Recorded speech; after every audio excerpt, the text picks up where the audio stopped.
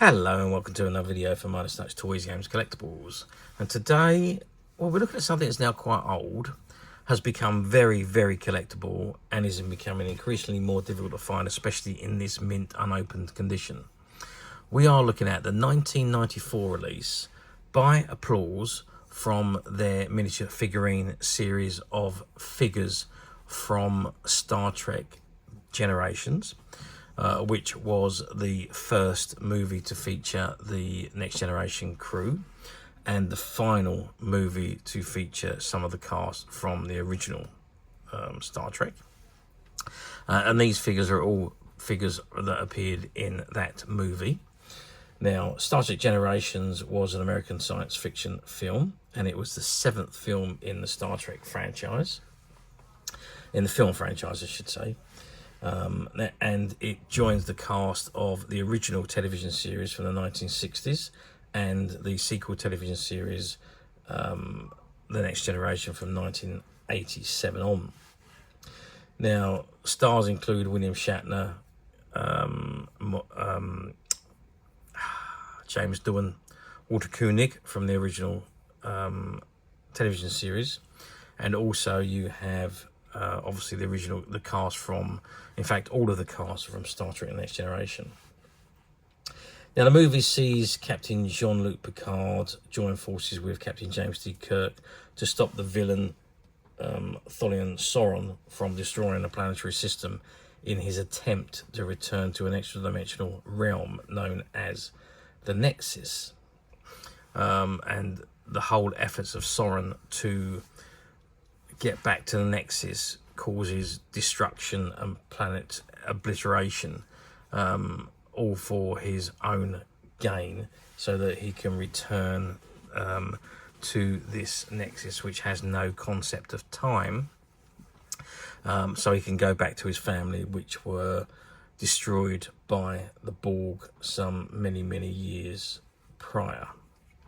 Now, Captain Kirk, he was killed on the USS Enterprise B when it was torn from the Nexus. Part of the engineering section was torn away where Kirk was, and as history reported him as being dead.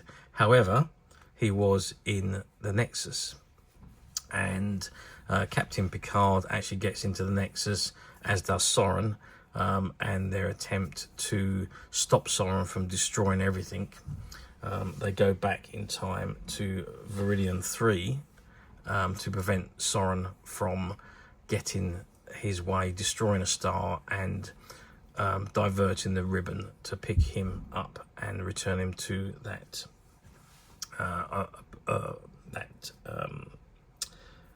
Nexus. Now, obviously a very popular film, and the first of the Next Generation movies. It was released in 1994, and incidentally the cast of Star Trek Next Generation went straight from filming the final episode of Star Trek Next Generation, All Good Things, to the set of Star Trek Generations to start recording the movie. So there was no break in between. And the movie ran for just under 2 hours. It had a budget of $35 million, and at the box office it took just under 120 million. So a nice little return there on their 35 million outlay. Okay, so what we're looking at today are the miniature figurines of the characters that appeared in that movie, and this is the box that it comes in. And you see you've got B'Etor, who was one of the Klingon sisters, Dr. Crusher, Guinan, Commander Riker, Dr. Soran and Counselor Troi. And it's a Star Trek Generations, and everyone loves to get applause. And you've got the applause logo at the bottom there. Okay, that is the front of the box. Let's just turn the box around to the back and see what we got printed on the back. Okay, well, I turned the box around to the back, and there's not a lot to see on the back. It's just got the logo again. Everyone loves to get applause. And it's got Applause Inc., Woodlands Hill, California, 91385. And copyright 1994, Paramount Pictures, all rights reserved. Star Trek is a registered trademark of Paramount Pictures. Applause is an authorised user, made in China. For 6008 collectible figurine set, and you've got the barcode there and the CE markings. If I just drop the box down to the bottom there, it's got the customs conforms to safety requirement of US voluntary product standard and United Kingdom standard and European standards. Made in China, ages 3 and up, warning choking hazard, not suitable for children under 3. And it says Star Trek Generations with the logo. If we turn the box to the side, pretty much the same again. Star Trek Generations, collectible figurines, and everyone loves to get applause. The logo there. Bottom, same again, Star Trek Generations and the logo, and the other side exactly the same as the opposite side. Okay, that is the box. Why don't we open the lid and have a look at the figures contained inside the box. Okay, so I've removed the packaging from the box, and the figures are still attached to the back of the packaging. I might take one off in a minute so we can have a better look at it, but I just want to show you the figures. So we've got from top left to right, we've got B'Etor, who was one of the Klingon sisters from the House of Durals, and there she is in her Klingon outfit with her hands to her side. Then we've got Dr. Beverly Crusher, who is in some leaning position, not quite sure why. And then we go over to Guinan, who's in her usual robes, holding her hands out, giving some kind of expression there. Down to the bottom, and we've got Commander William Riker, and he's there holding his phaser, probably from his visit to the observatory. And there we've got Dr. Soran, who has that injury on his face where he obtained when he was hiding from or being attacked by the Romulans, who came looking for their missing chemicals. And then we have Counselor Troi, and she looks like she's standing there listening to someone telling her their problems. Okay, that is 6 figures. Well, I mean, as far as the sculpting is concerned, let's have a look at the faces. To me, that looks nothing like B'Etor. B'Etor, however you pronounce her name, but I think it's a poor reputation of the facial features. But then I suppose these figures were never meant to be exact. They were just miniature figurines for display purposes. Not the best of copies of her face, as is Dr. Crusher. Again, a poor example of the sculpting of her face.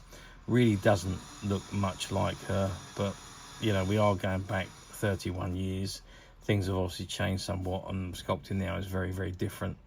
You can tell it's Dr. Crusher, but it's again, it's not the best. Guinan, well, perhaps a little better, but still not a great likeness of Whoopi Goldberg, who portrayed Guinan in the television series and the movie. Yeah, definitely not the greatest of sculpting faces again. Again, you can tell it's Guinan, but it's just not a great representation of her face. Riker, well, Riker's appears to be a bit better. Maybe it's the beard that makes him look better than what the face actually is, but it's not too bad a representation of the facial features of Commander William Riker, as portrayed by Jonathan Frakes. So not too bad. Soran, now Soran is probably the best one out of this lot, I think. It's not a bad representation of Dr. Soran, and with that scar down the side of his face, it does make him look a lot better. The white hair is distinctive, obviously, but that's not a bad one. It's probably the best of the 6, I would say. We come on to Deanna Troi, and again, for me, it's very, very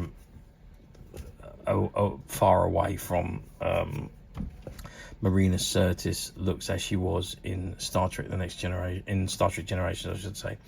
I mean, you can tell it's her, but it's again, probably by the hair. The face again is not quite there. It is a little bit out, if you like, but as I say, you can tell it's her. So generally, I am a little bit disappointed with the sculpting of the faces, but other than that, the figures, well, they were figurines. They weren't meant. They're not. No articulation, no playability with them. They are literally figurines for display purposes only. Okay, what I'm going to do now is I'm going to take one of them off, so we can have a good look at that particular figure and get an idea of what they're all like. Okay, so I have removed Commander Riker from the packet there, and you can see that it is a soft vinyl figure, and it does move a little bit because it is pliable vinyl, and he is attached to the stand that's got the Star Trek Generations logo on there and says Star Trek Generations. And on the bottom of the stand, it's got TM, copyright 1994, Paramount Pictures, all rights reserved, applause, China, and there's the CE marking on there as well. And this has got D on there, so I imagine are they all different letters? CE, D.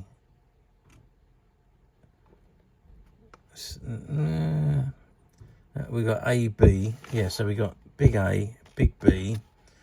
I've got D on Riker there, A there, B, and B. So I've no idea what those letters on the side are there for. It doesn't make any sense to me. They're not in any sort of order either. But anyway, let's get some sizes. They're all approximately about the same size. So if you measure from the bottom of the base to the top of the figure, we're looking at 7 centimeters. Now this one is going to be wider because he's got his arms outstretched, but it's 6 centimeters in width. If we measure the width of the length of the stand, it's 5.5 centimeters by 4 centimeters. So that gives you an idea of the size of the figure. But as I say, there is no articulation. They're literally there just to be displayed. So you could put them in a display set and just have them. You have Riker aiming his phaser at the Klingon, and she's got her hands on her shoulders or what have you, and Guinan saying, "Don't do it," and Deanna Troi saying, "No, Will, calm down," and Soran with his phaser out saying, "Yes, do it," and Beverly Crusher looking over Soran's wound. So you can put them all together and make a nice little display, I suppose. That was just off the top of my head, but anyway, so yeah, I mean, they are nice figures. They're not action figures. Playmates had the contract for, or the license to produce the action figures, whereas Applause had the license to produce vinyl figurines. Hence the reason why there was no playability with these. They literally are just static figures. They did do a range of 9-inch figures as well. But those 9-inch figures, the only movement on those was the arms. You can move the arms up and down. But again, they weren't allowed to be action figures because the license for action figures was with Playmates. So overall, yeah, not a bad little set. And as I say, for display purposes, put them in a little cabinet, light it up at the background, put them in a arrangement so that they're communicating with each other. And Bob's your uncle. There was another set, of course, which contained Captain Kirk, Captain Picard, and a few others, which was set number 1. But this is set number 2 of those 2 sets. Okay, now you're going to ask me, how well did these do back in 1994? Well, I don't think they were produced in huge quantities, to be perfectly honest with you. They certainly weren't produced in a number in the quantities that the Playmates figures were produced, and they only done the 2 sets, which is ironic, really. Perhaps they should have done more than just the 2 sets because, well, maybe there wasn't enough main characters in the movies, in that particular movie, to produce more than 2 sets. But it was only the 2 sets that was done. But generally, nice set. I suppose they've done as well as what would be expected.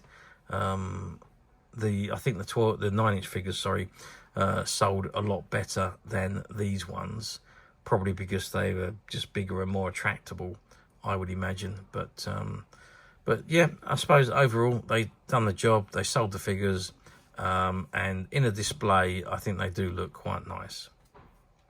Okay, let's move forward 31 years to 2025, which is where we are today. Do these figures come up for sale very often on the platforms? Not very often nowadays, I would say. I mean, you go back 10, 15 years, there was loads of these around on the platforms. You could pick them up for next to nothing. Nowadays, not so much. I did have a scout on the platforms, and over the last few years, I only found a handful of these sets available on the platforms.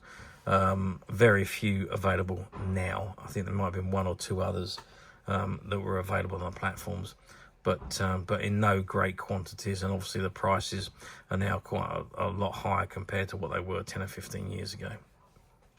But generally, I think if you look hard enough or you wait long enough, you will be able to find them on the platforms, because they do have a tendency to pop up from time to time.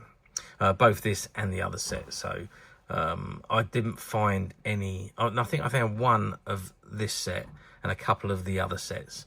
But as I say, they will pop up from time to time if you're patient. There was a few loose ones as well. Quite a few loose ones. Loose individual figures were being offered for sale on the platforms.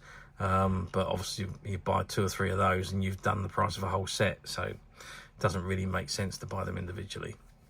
But yes, to answer the question, they do pop up from time to time on the platforms in various different states of condition. And as usual, if you are tending to buy on a platform, do be a little bit wary, because somebody's idea of very good condition could be somebody else's idea of acceptable condition. There is a big scope of differences there between people's opinions, so do be careful. Read the description and have a good look at the images, so that there's no disappointment when the item arrives. And don't forget, some of the platforms use stock images and stock descriptions, so you could be looking at a set like this which is mint condition, unopened. Well, it wasn't until I took Riker off. But if there's no new available ones, it doesn't say new on the page, it only says used. You will get the cheapest used item if you don't go into the used and select what you want. Don't just press buy it now, because it won't be what you think you're getting. So click the use button and have a read of the item you're about to order, and look at the images, which will save any disappointment once the item arrives. And it wouldn't be the fault of the seller, and it wouldn't be the fault of the buyer. It's just the way the platforms work, which is a silly idea in my opinion. But there we are. Or alternatively, you don't need to go through any of that rigmarole. You can come straight to us at Midas Touch Toys, Games and Collectibles, where what you see in front of you is exactly the items you would receive should you wish to purchase. We don't believe in stock images or stock descriptions, and you can only order the item you're actually looking at, not anything else. Now, I should point out that these particular sets we have probably about half a dozen of these sets available, which were a shop buyout. There was a sci-fi shop that closed down a few years ago, and we were fortunate enough to buy out all their stock. And amongst their stock was about half a dozen sets of these figures. So these figures now, as of today, are available to purchase on the Midas Touch website, which you can get to very simply by clicking the link below.